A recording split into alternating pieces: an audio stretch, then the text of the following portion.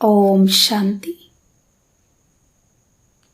ఈరోజటి Murali 2 September 2021.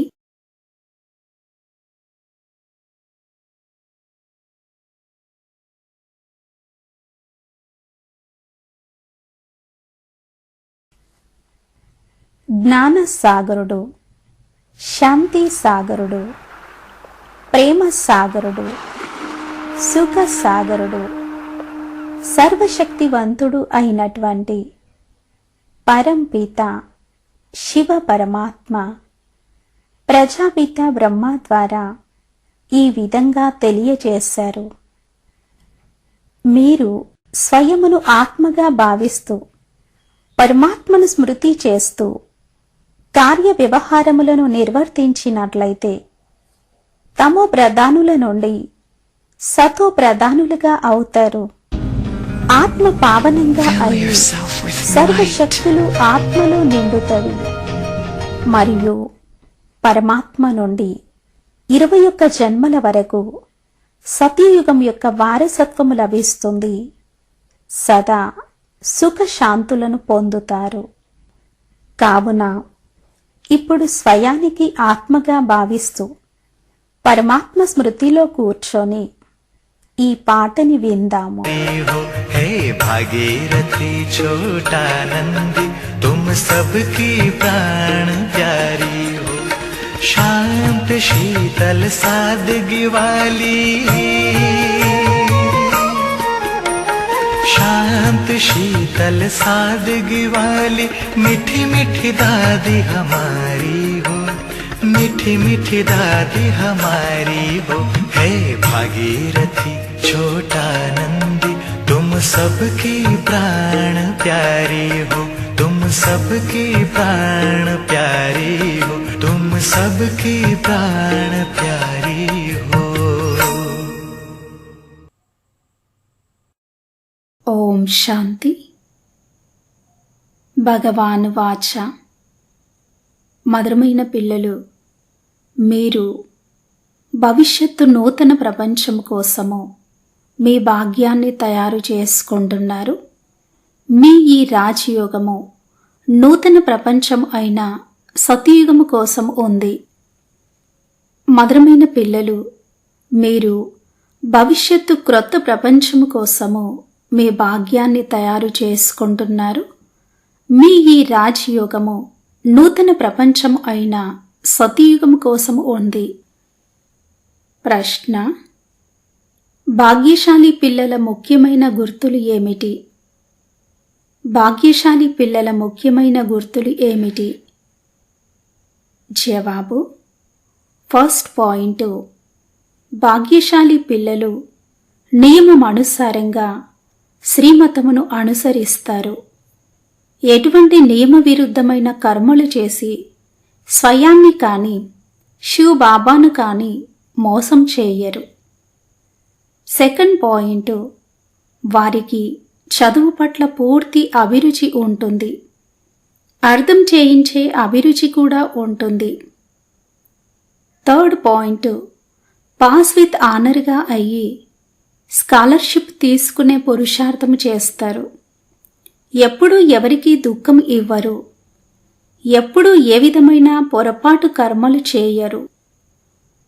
First point, భాగ్యశాలి పిల్లలు నియమమనుసారంగా శ్రీమతమును అనుసరిస్తారు. ఎటువంటి నియమ విరుద్ధమైన కర్మలు చేసి స్వయాన్ని కానీ పరమాత్మను కానీ మోసం చేయరు. సెకండ్ పాయింట్, వారికి చదువు పట్ల పూర్తి అభిరుచి ఉంటుంది. అర్థం చేయించే అభిరుచి కూడా ఉంటుంది. థర్డ్ పాయింట్, పాస్ విత్ ఆనర్గా అయ్యి స్కాలర్షిప్ తీసుకునే పురుషార్థం చేస్తారు. ఎప్పుడూ ఎవరికీ దుఃఖం ఇవ్వరు. ఎప్పుడూ ఏ విధమైన పొరపాటు కర్మలు చేయరు. పాట ఉంది, భాగ్యాన్ని మేలుకొల్పుకొని వచ్చాను. ఓం శాంతి. మధురాతి మధురమైన ఆత్మిక పిల్లలు పాటను విన్నారు. క్రొత్తవారు కూడా విన్నారు, పాతవారు కూడా విన్నారు, కుమారీలు కూడా విన్నారు. ఇది పాఠశాల. పాఠశాలలో ఏదో ఒక భాగ్యాన్ని తయారు చేసుకునేందుకు వెళతారు. అక్కడ అనేక రకాల భాగ్యం ఉంటుంది.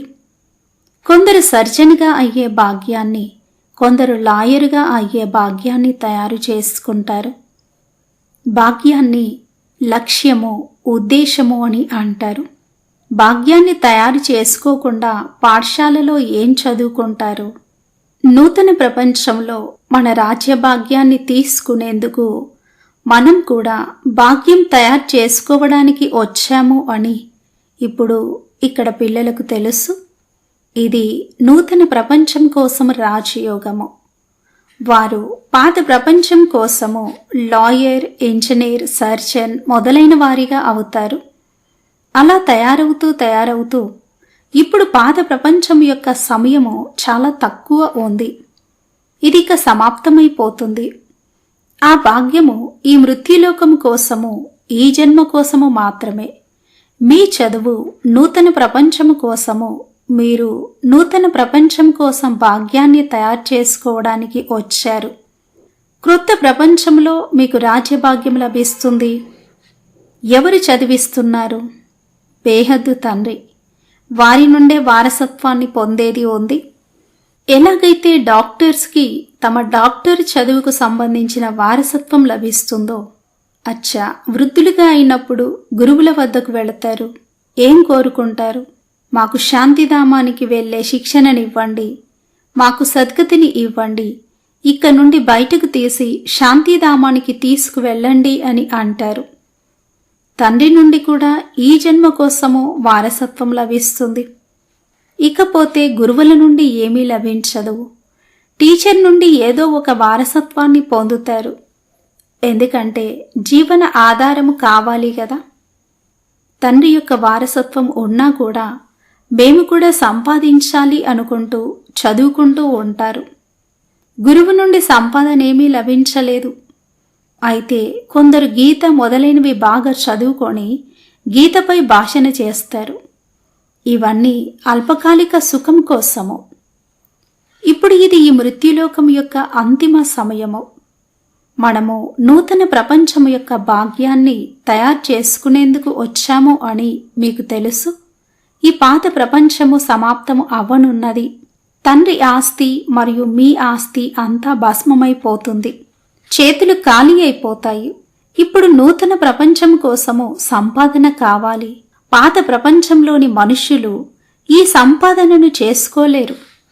నూతన ప్రపంచం కోసము సంపాదన చేయించేవారు శివబాబా మాత్రమే. ఇక్కడ మీరు నూతన ప్రపంచం కోసం భాగ్యాన్ని తయారు చేసుకునేందుకు వచ్చారు. పరమాత్మయే మీకు తండ్రి కూడా, టీచర్ కూడా, గురువు కూడా. భవిష్యత్తు కోసము సంపాదించడం నేర్పించేందుకు వారు సంగమ యుగంలోనే వస్తారు. ఇప్పుడు ఈ పాత ప్రపంచంలో ఇంకా కొన్ని రోజులే ఉన్నాయి. ఈ విషయము ఈ ప్రపంచంలోని మనుషులకు తెలియదు. నూతన ప్రపంచము కోసము వీరు మనకు తండ్రి, టీచర్, సద్గురు అని పిల్లలైన మీకు తెలుసు. తండ్రి శాంతిధామానికి, సుఖధామానికి తీసుకువెళ్లేందుకే వస్తారు. ఎవరైనా భాగ్యాన్ని తయారు చేసుకోవడం లేదు అంటే వారేమీ అర్థం చేసుకోలేదు అన్నట్లు. ఒకే ఇంట్లో పత్ని చదువుకుంటారు, పతి చదువుకోరు. పిల్లలు చదువుకుంటారు, తల్లిదండ్రులు చదువుకోరు. ఇలా జరుగుతూ ఉంటుంది. మొదట్లో పరివారాలకు పరివారాలే వచ్చారు. కానీ మాయ తుఫాన్లు రావడంతో ఆశ్చర్యవంతులై విన్నారు, వినిపించారు. తండ్రిని వదిలి వెళ్ళిపోయారు. ఆశ్చర్యవంతులై వింటారు, వినిపిస్తారు. తండ్రికి చెందినవారిగా అవుతారు. చదువును చదివిస్తారు. అయినా అయ్యో డ్రామా రాత అని అంటూ ఉంటారు. ఇది డ్రామా అన్నట్లే కదా. ఓహో డ్రామా, ఓహో మాయా అని తండ్రి స్వయంగా అంటారు. ఎవరికి విడాకులు ఇచ్చారు మీరు? స్వయం భగవంతుడికి. పతి పత్ని ఒకరికొకరు విడాకులు ఇచ్చుకుంటారు. పిల్లలు తండ్రికి విడాకులు ఇస్తారు. ఇక్కడ అలా కాదు. ఇక్కడ విడాకులు ఇవ్వలేరు. తండ్రి పిల్లల చేత సత్యమైన సంపాదన చేయించేందుకు వచ్చారు. తండ్రి ఎవరిని గోతిలో పడేయరు. తండ్రి అయితే పతిత పావనుడు, దయార్థ హృదయుడు. శివబాబా వచ్చి దుఃఖం నుండి విముక్తులుగా చేస్తారు మరియు మార్గదర్శకులై తనతో పాటు తీసుకువెళతారు.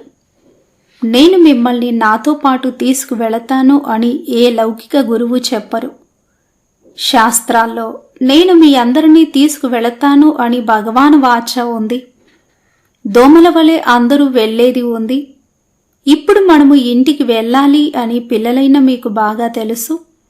ఈ శరీరాన్ని వదిలేయాలి.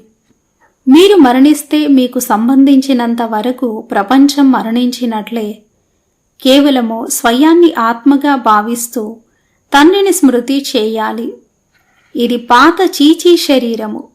ఈ ప్రపంచం కూడా పాతదే. పాత ఇంట్లో కూర్చొని ఉండగా ఎదురుగా క్రొత్త ఇల్లు తయారవుతూ ఉంటే తండ్రి కూడా ఇది మా కోసమే అని అనుకుంటారు. అలాగే పిల్లలు కూడా ఇది మా కోసమే తయారవుతుంది అని అనుకుంటారు. క్రొత్త ఇంట్లో ఇది చేయండి, ఇది చేయండి అని బుద్ధి క్రొత్త ఇంటి వైపుకు వెళ్ళిపోతుంది. బుద్ధి అందులోనే నిమగ్నమై ఉంటుంది. తర్వాత పాత ఇంటిని పడగొట్టేస్తారు. పాతదాని పట్ల మమకారమంతా తొలగి కొత్తదానితో జోడించబడుతుంది. ఇది బేహద్దు ప్రపంచానికి సంబంధించిన విషయము. పాత ప్రపంచం పట్ల మమకారాన్ని తొలగించుకోవాలి మరియు క్రొత్త ప్రపంచముతో జోడించాలి. ఈ పాత ప్రపంచము సమాప్తం అవనున్నది అని మీకు తెలుసు. క్రొత్త ప్రపంచము అంటే స్వర్గము. అందులో మనము రాజ్య పదవిని పొందుతాము. ఎంతగా యోగంలో ఉంటారో, జ్ఞానాన్ని ధారణ చేస్తారో, ఇతరులకు అర్థం చేయిస్తారో అంతగా సంతోషం యొక్క పాదరసం ఎక్కుతుంది. ఇది చాలా గొప్ప పరీక్ష. మనం 21 జన్మల కోసం వారసత్వాన్ని పొందుతున్నాము. షావుకారులుగా అవ్వడం మంచిదే కదా. దీర్ఘాయువు లభించడం మంచిదే కదా. సృష్టి చక్రాన్ని ఎంతగా గుర్తు చేస్తారో, ఎంతమందిని తమ సమానంగా తయారు చేస్తారో అంత లాభం ఉంటుంది. రాజులుగా అవ్వాలి అంటే ప్రజలను కూడా తయారు చేసుకోవాలి. ప్రదర్శనీలకు ఎంతోమంది వస్తారు. వారంతా ప్రజలు అవుతూ ఉంటారు. ఎందుకంటే ఈ అవినాశి జ్ఞానము వినాశనము అవ్వదు. పవిత్రంగా అయ్యి పవిత్ర ప్రపంచానికి యజమానులుగా అవ్వాలి అని బుద్ధిలోకి వస్తుంది. రామరాజ్య స్థాపన జరుగుతుంది. రావణ రాజ్యము వినాశనమైపోతుంది. సత్యయుగంలో దేవతలు మాత్రమే ఉంటారు. బాబా ఇలా అర్థం చేయించారు. లక్ష్మీనారాయణుల చిత్రాలు ఏవైతే తయారు చేస్తారో వాటిలో ఇలా వ్రాయాలి. ఏమిటి అంటే గత జన్మలో వీరు తమో ప్రధాన ప్రపంచంలో ఉండేవారు. తర్వాత ఈ పురుషార్థముతో తమో ప్రధాన ప్రపంచము నుండి సతో ప్రధాన విశ్వానికి యజమానులుగా అవుతారు అని. రాజు ప్రజలు అందరూ యజమానులుగానే ఉంటారు కదా. ప్రజలు కూడా మా భారత్ అన్నింటికంటే ఉన్నతమైనది అంటారు. నిజంగా భారత్ అన్నింటికంటే ఉన్నతంగా ఉండేది. ఇప్పుడు అలా లేదు. తప్పకుండా ఒకప్పుడు ఉండేది. ఇప్పుడు పూర్తిగా నిరుపేదగా అయిపోయింది. ప్రాచీన భారతదేశము అన్నింటికంటే షావుకారుగా ఉండేది. భారతవాసులైన మనము అన్నింటికంటే ఉన్నతమైన దేవతా కులానికి చెందిన వారిగా ఉండేవారిమి. ఇతరులెవ్వరినీ దేవీ దేవతలు అని అనరు. ఇప్పుడు పిల్లలైన మీరు కూడా చదువుకుంటున్నారు. తర్వాత ఇతరులకు అర్థం చేయించాలి కదా. ప్రదర్శనీలు మొదలైన వాటికి టెలిగ్రాములు ఎలా రాయాలో వ్రాసుకుని రండి అని బాబా డైరెక్షన్ ఇచ్చారు కదా.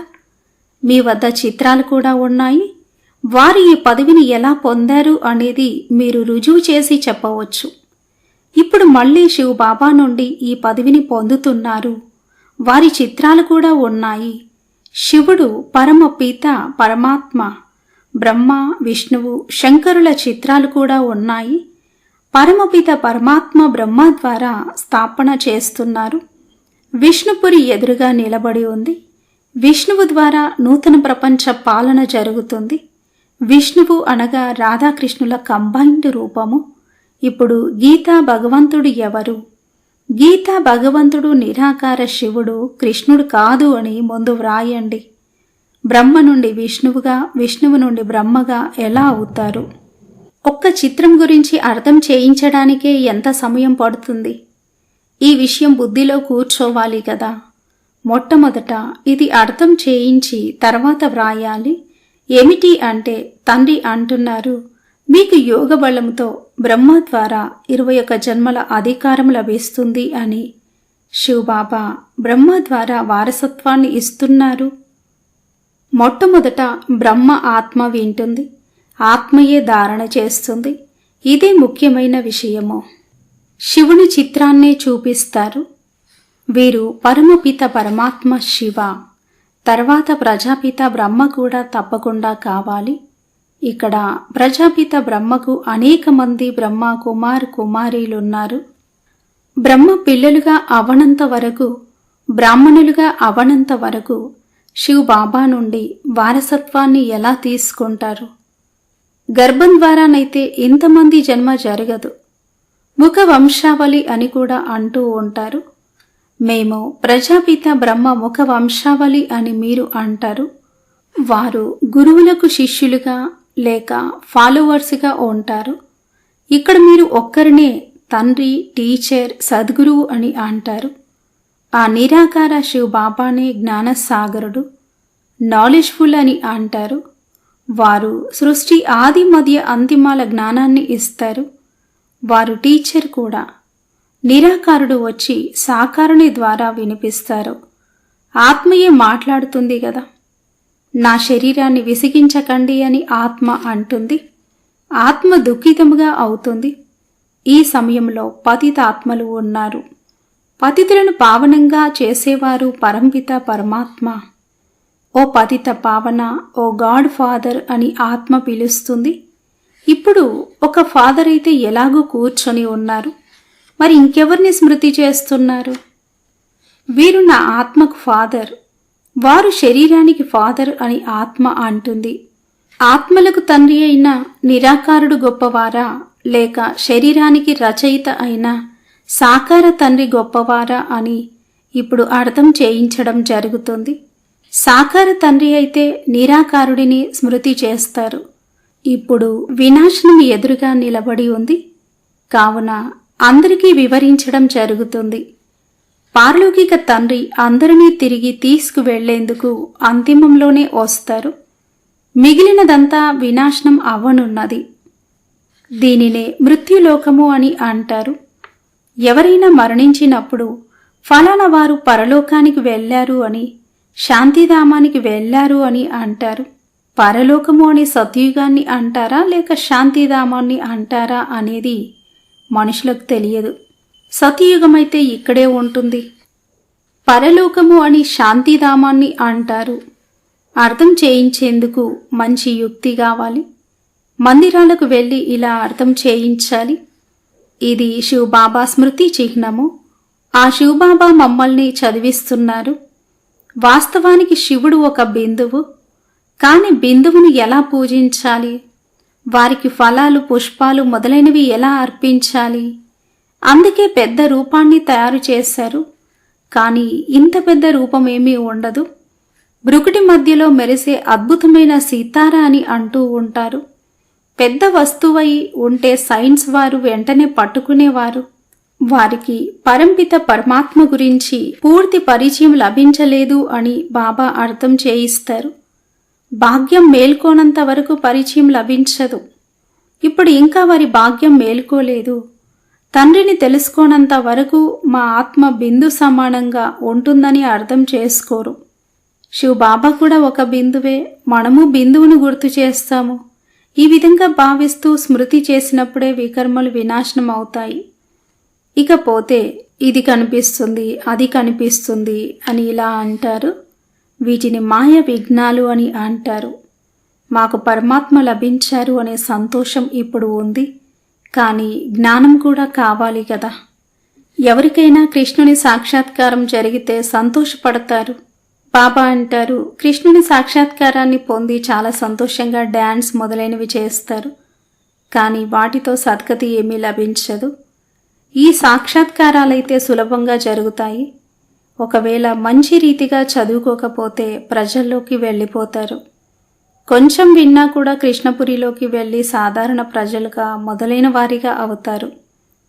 శివబాబా మాకు ఈ నాలెడ్జ్ను వినిపిస్తున్నారు అని ఇప్పుడు పిల్లలైన మీకు తెలుసు. వారు నాలెడ్జ్ఫుల్ ఉన్నారు. తప్పకుండా పవిత్రంగా అవ్వాలి అన్నది బాబా ఆజ్ఞ. కానీ కొందరు పవిత్రంగా కూడా ఉండలేరు. అప్పుడప్పుడు పతితులు కూడా ఇక్కడికి దాక్కొని వచ్చేస్తారు. వారు తమను తామే నష్టపరుచుకుంటారు. స్వయాన్ని మోసం చేసుకుంటున్నారు. శివబాబాని మోసం చేసే ప్రసక్తే లేదు. తండ్రిని మోసగించి వారి నుండి ధనమేమైనా తీసుకునేది ఉందా? శివబాబా శ్రీమతం అనుసారంగా, నియమం అనుసారంగా నడుచుకోకపోతే మీ పరిస్థితి ఏమవుతుంది? చాలా శిక్షలు అనుభవించాల్సి ఉంటుంది. అంతేకాకుండా పదవి కూడా భ్రష్టమైపోతుంది. ఎటువంటి నియమ విరుద్ధమైన కర్మలు చేయకూడదు. మీ నడవడిక సరిగ్గా లేదు అని తండ్రి అర్థం చేయిస్తారు కదా. తండ్రి సంపాదించుకునే మార్గాన్ని తెలియజేస్తారు. ఇక చేయడం చేయకపోవడం అనేది వారి భాగ్యము. శిక్షలను అనుభవించి తిరిగి శాంతిధామానికి వెళ్లాల్సిందే. పదవి భ్రష్టులు అయిపోతారు. అప్పుడిక ఏమీ లభించదు. రావడం చాలామంది వస్తారు, కానీ ఇక్కడ తండ్రి నుండి వారసత్వం తీసుకునే విషయం ఉంటుంది. బాబా నుండి మేము స్వర్గం యొక్క సూర్యవంశీ రాజ్య పదవిని పొందుతాము అని పిల్లలు అంటారు. ఇది రాజయోగము కదా. విద్యార్థులు స్కాలర్షిప్ కూడా తీసుకుంటారు కదా. పాస్ అయిన వారికి స్కాలర్షిప్ లభిస్తుంది కదా. ఎవరైతే స్కాలర్షిప్ని తీసుకున్నారో వారి మాలయే తయారు చేయబడింది. ఎంతగా పాస్ అవుతారో అలాంటి స్కాలర్షిప్ లభిస్తుంది. వృద్ధి చెందుతూ చెందుతూ వేలాది మంది తయారవుతారు. రాజ్య పదవియే స్కాలర్షిప్. ఎవరైతే ఈ చదువును బాగా చదువుకుంటారో వారు గుప్తంగా ఉండలేరు. చాలామంది కొత్తవారు పాతవారి కంటే ముందుకు వెళ్ళిపోతారు.